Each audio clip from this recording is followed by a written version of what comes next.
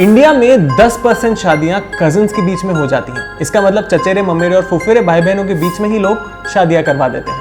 पाकिस्तान में यही ratio 60 to 70% है। इसका मतलब 10 में से होने वाली 7 शादियां कजिन्स के बीच में ही हो रही हैं।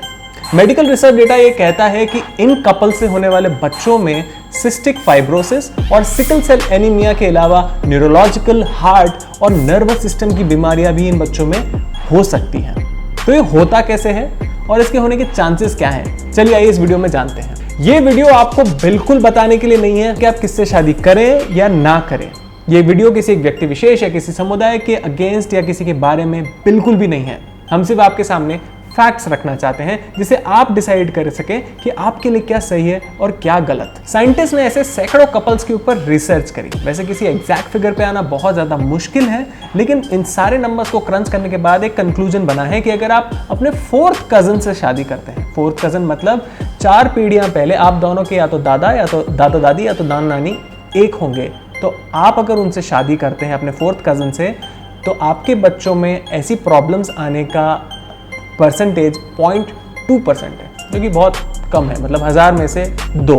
3rd कजन से शादी करते हैं तो ये 0.78 है। अगर आप 2nd कजन से शादी करते हैं तो ये 3.13, मतलब 100 में से 3 बच्चों में ऐसा आने के चांसेस हैं। अगर आप अपने 1st कजन से शादी करते हैं तो यही परसेंटेज 12.5% पहुंच जाती है। इसका मतलब 100 में से 12-13 बच्चे कोई ना कोई मेंटल, फिजिकल, न्यूरोलॉजिकल डिसऑर्डर के साथ जन्म लेंगे। कजिन्स में शादी करना कोई नई बात नहीं है। पहले हम लोग कबीलों में रहते थे, 200-300 की पॉपुलेशन होती थी एक कबीले की, और ज़रूरी नहीं कि आसपास का जो कबीला है उसमें मेल जोल अच्छा हो, और कबीले दूर दूर भी होते थे। अगर किसी को सनी देओल नहीं बना और गदर मूवी नहीं बनानी है तो वो शांति से अपने कबीले में ही किसी से शादी कर लेता था।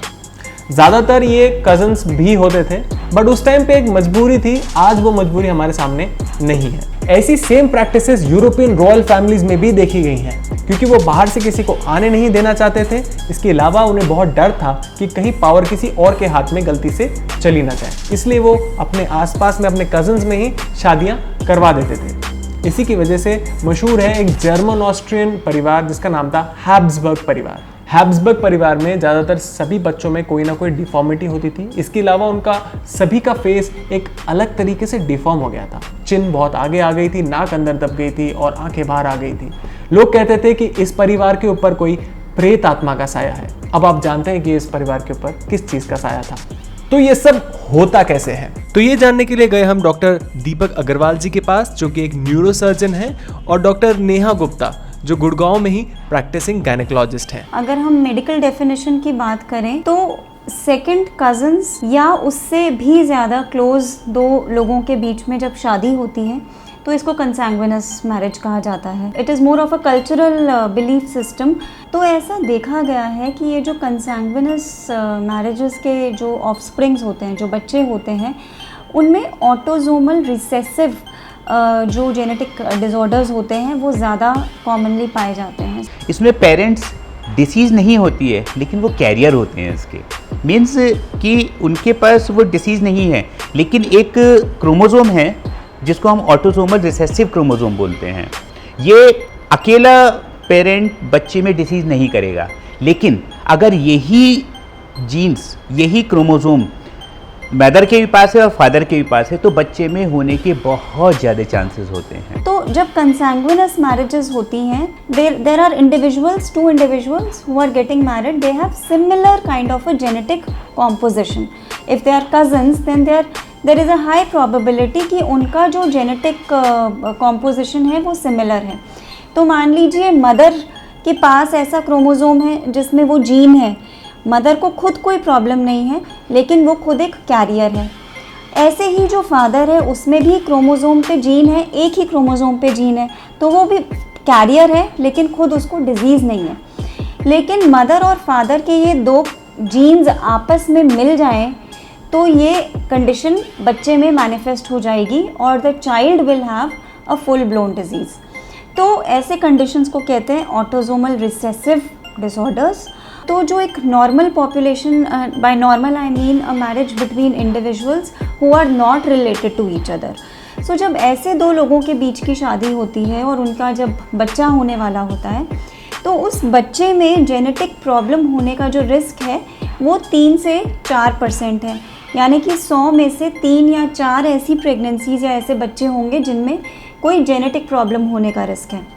लेकिन जब कंसैंग्विनस मैरिज की बात की जाती है 3 से 4% से बढ़कर it will reach somewhere around 5 to 7%। अब आप सोचेंगे कि ये तो सिर्फ 3% का ही डिफरेंस है, तो कोई फ़र्क नहीं पड़ रहा है, ये तो छोटी मोटी बात है। पर अगर आप दूसरे पर्सपेक्टिव से देखें तो ये चांसेस यहाँ पे डबल हो रहे हैं, क्योंकि 7 ऑलमोस्ट 4 का डबल है। इसका मतलब डिफॉर्मिटीज या डिसऑर्डर्स होने के चांसेस यहाँ पर डबल हो जाते हैं।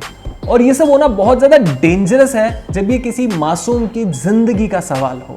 ये चांसेस काफ़ी कम हो सकते हैं अगर एक बार का वाक़या हो जिसमें एक इंसान ने अपने कज़न्स के साथ शादी की और उनके बच्चों में कोई डिफॉर्मिटी नहीं आई।